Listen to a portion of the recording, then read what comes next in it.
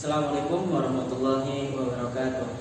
Kembali lagi dengan saya yang di sini nanti kita akan membahas materi tentang bagaimana kita membuat puisi. Kita mengapresiasikan bentuk pemikiran kita dalam puisi tersebut. Nah, singkatnya pada pertemuan kali ini kita ingin bagaimana pembelajaran kali ini dengan materi menyusun puisi. Dari materi yang selanjutnya yang sudah pernah disampaikan, bahwasanya dalam membuat puisi perlulah ada hal-hal yang perlu diperhatikan. Nah, di sini kita hanya fokus untuk membuat puisi, mengimplementasikan pengetahuan kita tentang puisi dalam bentuk karya kita sendiri. Nah, sebelum kita membuat puisi, ada kalanya yang perlu diperhatikan. Nah, dalam puisi tersebut adalah tema. Jadi tentukanlah tema terlebih dahulu sebelum kamu ingin membuat puisi.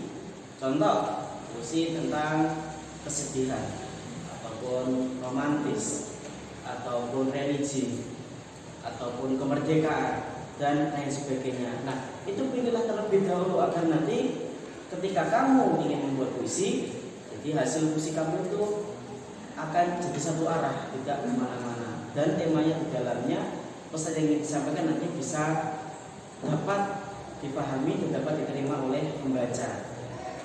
Tuh. Yang kedua, selain tema, yang kedua ada diksi ataupun pemilihan kata. Nah, yang namanya membuat puisi pasti adalah terdiri dari susunan kata-kata, berkata-kata yang menjadi suatu kalimat di mana nanti bisa menyampaikan pikiran atau imajinasi kita dalam bentuk karya tersebut yang berbentuk tulisan. Jadi perlu diperhatikan diksi ataupun pemilihan katanya. Bisa menggunakan majas ataupun yang lain sebagainya, majas metafora, majas personifikasi, dan masih banyak sekali. Nah, itu termasuk dari diksi di pemilihan kata. Contohnya, meskipun hakikatnya itu hanya menulis, kita menggunakan diksi ataupun penggunaan bahasanya adalah pena yang menari-nari di atas kertas putih seperti itu. Itu adalah seperti namanya diksi. Yang ketiga yaitu ada gaya bahasa. Nah, bagaimana bahasa itu dibuat, dirangkai dari suatu bahasa tentu mungkin bisa diselipkan menggunakan bahasa Sunda, bisa menggunakan bahasa Melayu, ataupun gaya bahasa kita dalam menyampaikan, ataupun seperti logat itu juga bisa. Selanjutnya ada imaji, yaitu mengimplementasikan apa yang di dalam pikiran kita, yang kita bayangkan berbentuk tulisan ataupun berbentuk puisi. Jadi kita membayangkan seolah-olah ada terjadi kecelakaan. Nah, bagaimana kita mengimplementasikan kecelakaan tersebut, tragedinya ataupun peristiwanya atau penggunaan bahasanya itu seperti apa? Nah, ini perlu kita gunakan agar nanti ketika orang yang membaca dari hasil karya kita itu juga bisa memahami ataupun maksud dari puisi kita. Yang selanjutnya ada struktur. Nah, ini yang perlu diperhatikan. Struktur ini berarti ada keseluruhan dari rangkaian kriteria dari puisi itu sendiri.